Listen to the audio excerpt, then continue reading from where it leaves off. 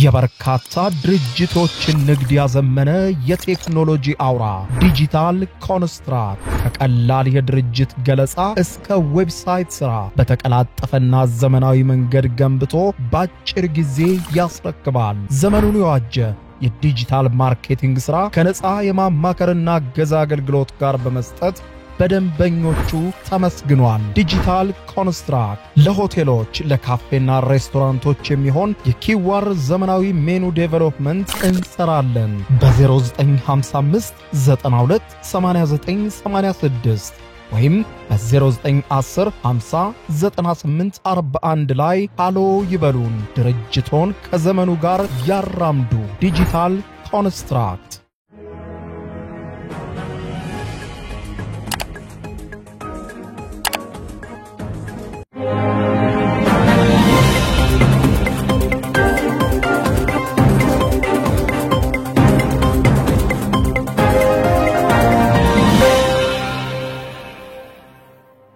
ተናስተልኝ ክብራትና ክብራን የዩቲዩብ ቻናል ቤተሰቦች የሰዓቱን 3 አጫጭር መረጃዎች ይዤ ቀርብ ያለው እስከ ፍጻሜ አብራችሁን ቆዩ። ክብራን አድማጮች በዚህ ሰዓት የመረጃ ጊዜ 3 አጫጭር መረጃዎችን አስደምጣችኋለሁ። የመጀመሪያው መረጃ በአስገራሚ ሁኔታ በሩሲያና ዩክሬን ጦርነት መሃል በርካታ የቻይና ወታደሮች ለሩሲያ ወግነው እየተዋጉ መሆኑ ተሰምቷል። ዩክሬንም ቻይናውያን ወታደሮችን ማረኩኝ ስትል በመገናኛ ብዙሃኖቿ የቻይና ወታደሮችን አሳይታለች። ዝርዝር መረጃውን አስደምጣችኋለሁ። በሌላ በኩል በአፍሪካ ህብረት በአዲስ አበባ ውስጥ እየተካሄደ በነበረ አንድ ስብሰባ ላይ ተገኝተው የነበሩት የእስራኤሉ አምባሳደር ተለይተው እንዲወጡ መደረጋቸው ተሰምቷል። ይሄውም እስራኤል ፍልስጤም ላይ እየፈጸመች ባለው ጉዳይ የማይስማሙ በርካታ ሀገራት ተቃውሞ በማቅረባቸው ነው የእስራኤሉ አምባሳደር ከስብሰባው ተለይተው እንዲወጡ የተደረጉት ተብሏል። ይህንን ጉዳይ አስመልክቶ የእስራኤል ውጭ ጉዳይ ሚኒስትር በከፍተኛ ብስጭት መግለጫ አውጥቷል። በዝርዝር የማስደምጣችሁ ይሆናል። በሌላ በኩል ደግሞ ክቡራን አድማጮች እንዲሁ በቻይናና በአሜሪካ መካከል የተከፈተው የንግድ ጦርነት ተጧጥፎ ቀጥሏል። በከፍተኛ ሁኔታ ትሪሊዮን ዶላሮች ከስቶክ ማርኬቱ ላይ በከፍተኛ ሁኔታ እየተሰወሩ ይገኛሉ። እጅግ በጣም አስጊ የሆነና ለዓለም ንግድ ከፍተኛ ተግዳሮት የገጠመበት ጊዜ ላይ ደርሰናል ብለዋል። የኢኮኖሚ ተንታኞች እንደሚገልጹት በታሪክም ለመጀመሪያ ጊዜ በተባለ መልኩ በቻይና ላይ እጅግ ከፍተኛ የሆነ ታሪፍ ተጥሏል። ይህንንም እስከ መጨረሻው ድረስ እንደምትፋለመው ቻይና እየገለጸች ትገኛለች። ዝርዝሩን የማስደምጣችሁ ይሆናል። እስከ ፍጻሜ ቆዩ። ዝርዝሩን አድምጡ ግብዣዬ ነው። ወደ መረጃዎቹ አለፍኩ። አብረን እንከታተለው። በቅድሚያም በሩሲያና ዩክሬን መካከል በቀጠለው ጦርነት ቻይናውያን ለሩሲያ ተሰልፈው ሲዋጉ መገኘታቸው ተሰማ። ከ3 ዓመታት በላይ በዘለቀው የሩሲያና ዩክሬን ደም አፋሳሽ ጦርነት አውሮፓና አሜሪካ ለዩክሬን ከሚሰጡት ወታደራዊ ድጋፍ ባሻገር ሰሜን ኮሪያና ኢራን ደግሞ የጦር መሳሪያ አቅርቦትን ጨምሮ የተለያዩ ድጋፎችን ለሩሲያ ሲሰጡ መቆየታቸው የሚታወቅ ሲሆን ቀደም ሲል ሰሜን ኮሪያ በሺዎች የሚቆጠሩ ወታደሮቿን ወደ ዩክሬን ድንበር በመላክ ለሩሲያ ተሰልፈው ወታደሮቿን እንዲዋጉ ስታደርግ መቆየቷ ሲታወስ አሁን ደግሞ ከዩክሬን እየተሰማ ባለ መረጃ መሰረት ቻይናውያን ወታደሮች ለሩሲያ ተሰልፈው ሲዋጉ መገኘታቸውን የዘገበው የአሜሪካ መገናኛ ብዙሃኖች የዩክሬኑ ፕሬዝዳንት ቮሎዲሚር ዜሌንስኪ በጉዳዩ ላይ በሰጡት መግለጫ 2 የቻይና ዜግነት ያላቸው ወታደሮች ለሩሲያ ተሰልፈው ሲዋጉ መያዛቸውንና ምርኮኞቹ እንደተናገሩት ከሆነ በጣም በርካታ የቻይና ወታደሮችም ለሩሲያ ወግነው እየተዋጉ መሆናቸውን ገልጸዋል። በምስራቅ ዩክሬን አካባቢ የተማረኩት ወታደሮችን ጠቅሰው የዩክሬን ኃይሎች በተለይም ደግሞ በዶኔትስክ አካባቢ በቀጠለው ውጊያ መማረክ ከቻሏቸው የሩሲያ ወታደሮች መካከል የባንክ መረጃዎችን ጨምሮ ቻይናውያን መሆናቸው የተገለጸ በርካታ ሰዎችም በቁጥጥር ስር መዋላቸውንም አስታውቀዋል። በቁጥጥር ስር ውለዋል ከተባሉ ቻይናውያን ወታደሮች በተጨማሪ ሌሎች በርካታ ቻይናውያን ወታደሮችም ለሩሲያ ተሰልፈው እየተዋጉ እንደሚገኙ መረጃው አለን ያሉት የዩክሬኑ ፕሬዝዳንት ዜሌንስኪ ጉዳዩን በመጣራት ላይ እንደሚገኝና የዩክሬኑ ውጭ ጉዳይ ሚኒስትር በአስቸኳይ ከቻይና መንግስት ጋር አስፈላጊውን ግንኙነት በማድረግ ቻይናውያኑ በዚህ ጦርነት ላይ እንዴት ሊሳተፉ እንደቻሉ ማብራሪያ እንደሚጠይቅ የጠቆሙ ሲሆን ምንም እንኳን ቻይናውያኑ ለሩሲያ ተሰልፈው ሲዋጉ የተገኙ ቢሆንም በቻይና መንግስት የተላኩ አሊያም በፈቃዳቸው ለሩሲያ በመዋጋት ላይ ያሉ ዜጎች መሆናቸው እስካሁን ማረጋገጥ አለመቻሉን ያነሳው ዘገባው እስካሁን ድረስ በቻይናውያኑ እጅ ላይ ከቻይና መንግስት መላካቸውን የሚያረጋግጥ ሰነድ አለመገኘቱን ጠቅሶ ፕሬዚደንት ዜሌንስኪ አሜሪካና አውሮፓን ጨምሮ የዩክሬን አጋሮች ጉዳዩን አጥብቀው እንዲቃወሙትና አብረው እንዲቆሙ መጠየቃቸውን አመልክቷል። የዩክሬኑ ፕሬዝዳንት ቮሎዲሚር ዜሌንስኪ ይህንን መግለጫ በሰጡበት ወቅትም አያይዘው ያነሱት አሁንም በጦር መሳሪያ እርዱን፣ አሜሪካ ፊቷን ልታዞርብን አይገባም፣ የተነሱብን በርካታ ሀገሮች በጋራ ናቸው፣ ለመመከት እየጣርን ነው፣ ስለዚህ ከመቼውም ጊዜ በላይ የአውሮፓም ሆነ የአሜሪካ እርዳታ ያስፈልገናል ሲሉ ተማጽነዋል። የዩክሬን ውጭ ጉዳይ ሚኒስትር አንድሪ ሲቢያ በበኩላቸው ቢሮአቸው በዩክሬን የቻይና ጉዳይ አስፈጻሚን በመጥራት ስለ ጉዳዩ ማብራሪያ እንዲሰጡ መጠየቁንና ድርጊቱን ማውገዙን ያስታወቁ ሲሆን ፕሬዝዳንት ዜሌንስኪ በበኩላቸው ከዚህ በኋላ አሜሪካ ከዩክሬን ጋር ይበልጥ በቅርበት እንደምትወያይና ከሩሲያ ጋርም እንደምትነጋገር ተስፋ እናደርጋለን፣ በቻይና በኩልም ስለ ጉዳዩ ምላሽ እናገኛለን ብለን እንጠብቃለን ማለታቸውን የጠቁመው የብሉምበርግ ዘገባ ሌላም ሀገር ሩሲያም በዩክሬን እየፈጸመች ያለውን ጉዳይ ቻይናውያን ወታደሮች በዚህ ጦርነት ለሩሲያ ድጋፍ ሲያደርጉ ከነበሩ ኢራናውያንና ሰሜን ኮሪያውያን ቀጥሎ ቻይና በይፋ ለሩሲያ ድጋፍ ስታደርግ የተገኘች ሀገር ሆናለች ብለዋል።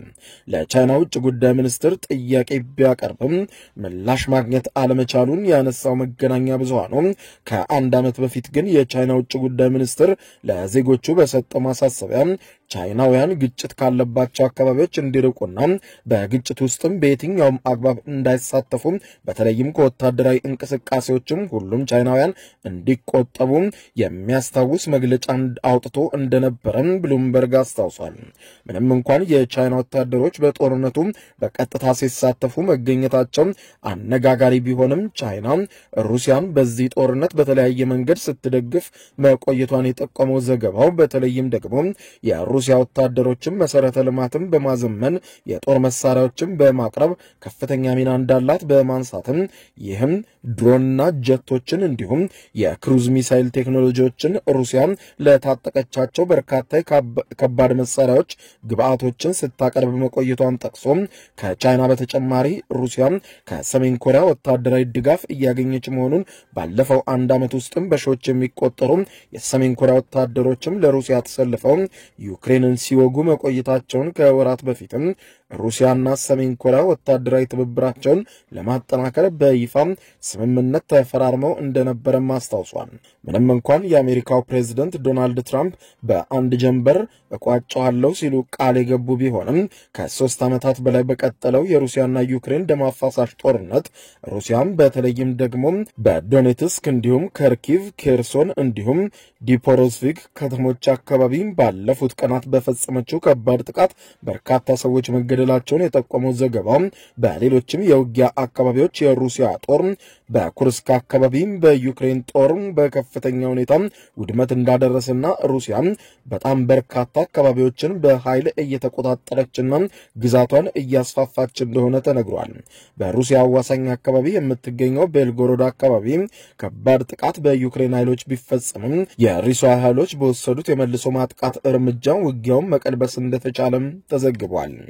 በሌላ ዜና በኢትዮጵያ የእስራኤል አምባሳደር ከአፍሪካ ህብረት ስብሰባ አዳራሽ እንዲወጡ መገደዳቸው ተሰማ።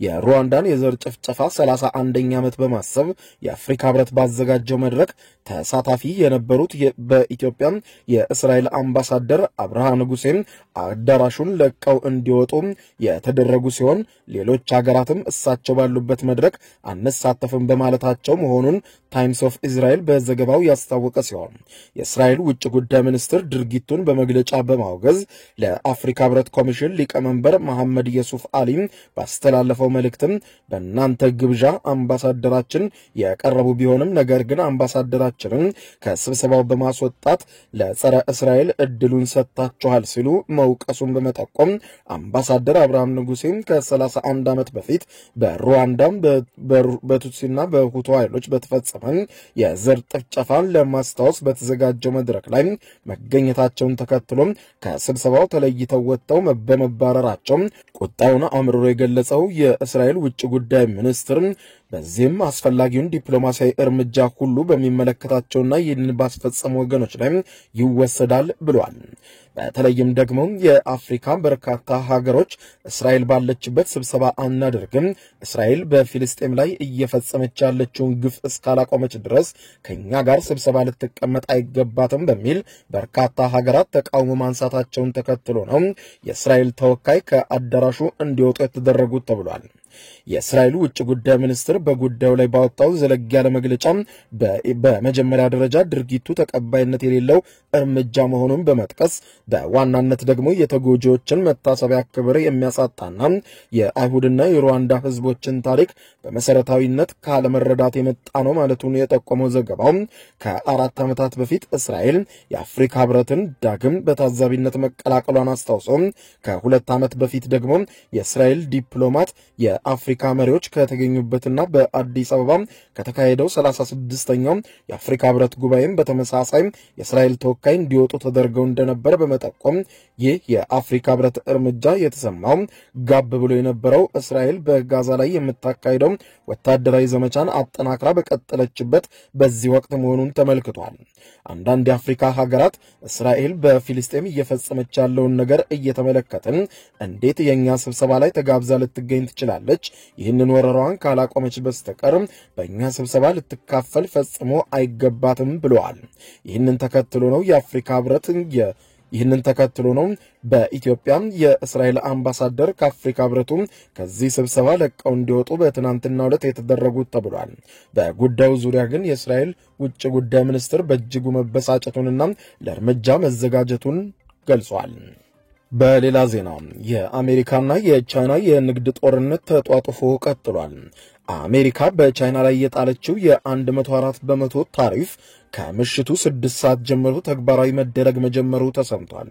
የትራምፕን ውሳኔ ተከትሎ የአሜሪካ መንግስት በቻይና ምርቶች ላይ የሚጥለውን ታሪፍ ከሌሊቱ 6 ሰዓት ላይ እንደሚጀምር የዋይት ሃውስ ባለስልጣናት ማረጋገጣቸው የተሰማ ሲሆን የአሜሪካው ፕሬዝደንት ዶናልድ ትራምፕ ከ10 በመቶ ጀምሮ በተለያዩ ሀገራት ላይ ታሪፍ መጣላቸውንና ይህንን ውሳኔያቸውን ተከትሎ ቻይና በሰጠችው የአጸፋ ምላሽ በአሜሪካ ምርቶች ላይ ታሪፍ መጣሏን ያስታወሰው ዎል ስትሪት ጆርናል በዘገባው እንደሚገልጸው ትራምፕ ቻይና በአሜሪካ ምርቶች ላይ የጣለችውን የአጸፋዊ ቀረጥ ካላነሳች በቻይና ላይ ያለውን ነባር ቀረጥ በ50 በመቶ እንደሚያሳድጉ አስጠንቅቀው እንደነበረ አስታውሰው ቻይና ውሳኔዋን በአንድ ቀን ውስጥ አለመቀየሯን ተከትሎ አሜሪካ በቻይና ላይ የጣለችውን ታሪፍ 104 በመቶ መድረሱን ያስታወቀ ሲሆን ዶናልድ ትራምፕ ቻይና በአሜሪካ ላይ የጣለችውን ቀረጥ ለማንሳት የ12 ሰዓታት ገደብ ሰጥተው የነበረ ቢሆንም ቻይና በተቃራኒው የ34 በመቶ አጸፋዊ ቀረጥ እንደማታነሳ ቃል መግባቷን ተከትሎ ነው ይህ በቻይና ላይ በታሪክ ከፍተኛ ነው የተባለው ታሪፍ የተጣለው። ይህንንም በሚመለከት የቻይና ንግድ ሚኒስትር በሰጠው መግለጫ የአሜሪካን ውሳኔ አጥብቆ እንደሚቃወም ያስታወቀ ሲሆን ተጨማሪ የ50 በመቶ ታሪፍ ውሳኔው በስህተት ላይ ሌላ ስህተት መደረብ ነው ሲሉ ሁኔታው የሁለቱን ሀገራት የንግድ ግንኙነት ወዳልተፈለገ አቅጣጫ እንደሚወስደው በማንሳት ቻይና ከአሜሪካ በሚገቡ ምርቶች ላይ የምትወስደውን እርምጃ ትቀጥላለች ማለታቸውን ያነሳው ዘገባው የትራምፕን የታሪፍ ውሳኔዎች ተከትሎ በርካታ ኩባንያዎች የስቶክ ዋጋቸው በእጅጉ እያሽቆለቆለ መምጣቱን በማንሳት የቻይና መንግስትም እየወሰደ ያለው እርምጃን በሚመለከት መግለጫ የሰጡት የዋይት ሃውስ ቃል አቀባይ ካሮላይን ሌቪት እንደ ቻይና ያሉና የአሜሪካ ውሳኔን ለመቃወም የአሜሪካውያን ሰራተኞች ላይ ጫና የሚፈጥሩና የአጸፋ እርምጃ ለመውሰድ የሚሞክሩ ሀገራት ትልቅ ስህተት እየሰሩ እንደሆነ ላስታውሳቸው እወዳለሁ ብለዋል። ፕሬዚደንት ትራምፕ ትከሻቸው ብረት ነው፣ የሚሰበረው አይደሉም፣ የሚወስዱት እርምጃም የማይገመት ነው ማለታቸውን ጠቅሰው ቻይናውያኑ ስምምነት ማድረግ ቢፈልጉም እንዴት ማድረግ እንዳለባቸው ግን አያውቁም ሲሉ የአሜሪካ መንግስት በቀጣይ በቻይና ላይ የጣለውን ታሪፍ ለመቀነስ ወይም ለማንሳት ሐሳቡ እንዳለው ለቀረበላቸው ጥያቄ ምላሽ ከመስጠት መቆጠባቸውን አስታውሷል። ባለፈው ወር ፕሬዚደንት ዶናልድ ትራምፕ በቻይና ላይ 10% ታሪፍ በመጣል እርምጃቸውን መጀመራቸው የሚታወቅ ሲሆን በሁሉም ከቻይና በሚገቡ ምርቶች ላይ ታሪፍ መጣሉን ያስታወሰው ዘገባው ትራምፕ ለዚህ ውሳኔያቸው ምክንያት ያደረጉት ደግሞ ቻይና ህገወጥ ስደትንና ፌንታኒል የተባለውን እጽ ወደ አሜሪካ እንዲገባ ታግዛለች የሚል እንደነበረ ያስታወሰው ዎል ስትሪት ጆርናል ከቆይታ በኋላ ፕሬዚደንቱ የተጣለውን ታሪፍ እጥፍ ማድረጋቸውን ጠቅሶ ውሳኔው በተለይም ደግሞ አሜሪካውያን ዜጎች ተጽዕኖ ስር ሊከት እንደሚችል በመጠቆም ባለፈው ዓመት ብቻ ቻይና ወደ አሜሪካ ከፍተኛ ምርት ከላኩ ሀገራት ዝርዝር በሁለተኝነት መቀመጧን በማንሳት በአጠቃላይ ከ440 ቢሊዮን የአሜሪካን ዶላር በላይ የሚያወጣ ምርት ከቻይና ወደ አሜሪካ ሲገባ ከአሜሪካ ደግሞ 144 ቢሊዮን የአሜሪካን ዶላር በላይ የሚያወጣ ምርቶች ወደ ቻይና መላኳን በማንሳት ሁለቱም ሀገራት እርስ በርሳቸው የጣሏቸው የታሪፍ እርምጃዎች ሁለቱንም ተጎጂ እንደሚያደርግ ጠቅሰዋል። በመጀመሪያ የትራምፕ የስልጣን ዘመን አሜሪካ በቻይና ላይ የጣለችው ታሪፍ 19.3% እንደነበረና አሁን ላይ በተጣለው ታሪፍ መሰረት ግን ከ100% በላይ መሆኑ በእጅጉ ቻይናን ያስደነገጠ ሆኗል ተብሏል። የሆነ ሆኖ በንግድ ጦርነቱ አትራፊ የማይኖር ቢሆንም ነገር ግን በዚህ የንግድ ጦርነት ላይ ከተጣለው ማዕቀብና የአሜሪካ ገበያን ከማጣት አንጻር ቻይና ምናልባትም በዚህ የንግድ ጦርነት ተጎጂ ልትሆን እንደምትችል ይጠበቃል ተብሏል።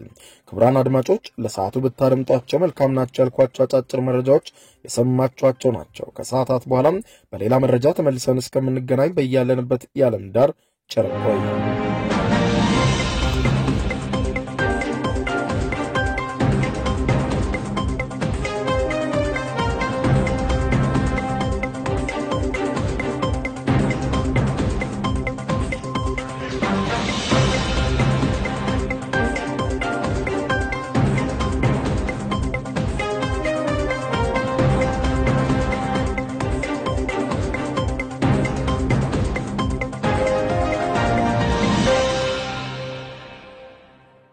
የዩቲዩብ የስኬት ሚስጥሮችን በዝርዝር የያዘው የአቤል ብርሃኑ የወይኗ ልጅ አዲስ መጽሐፍ በገበያ ላይ ዋለ። ዩቲዩብ ለመጀመር በአጭር ጊዜ ስኬትን ለመቀዳጀት አስበዋል? ዩቲዩብ ጀምረው ሚስጥሮቹ አልገባ ብለውታል? እንግዲያውስ አዲሱ በዩቲዩብ 2 የወርቅ 3 የብር ሽልማቶችን ያገኘው የአቤል ብርሃኑ የወይኗ ልጅ የዩቲዩብ ሚስጥሮች መጽሐፍ በዝርዝር ሁሉንም ያብራራሉታል። ዛሬውኑ ገዝተው ህልሞን እውን የሚያደርጉበትን የዩቲዩብ የስኬት መንገድ ይጀምሩ። በውጭ ሀገራት ለምትገኙ ከአማዞን ላይ ብታዙ በቀናት ውስጥ ደጁ ይደርሳል። የአማዞን ሊንኩን እዚህ ቪዲዮ ኮሜንት ላይ ያገኙታል። በሀገር ውስጥ ለምትገኙ በ0949 13 0000 ቴሌግራም ላይ ይዘዙ። ካሉበት ቦታ እናደርሳለን። የዩቲዩብ ሚስጥሮች ዘመኑ ጋር ተፈላጊ መጽሐፍ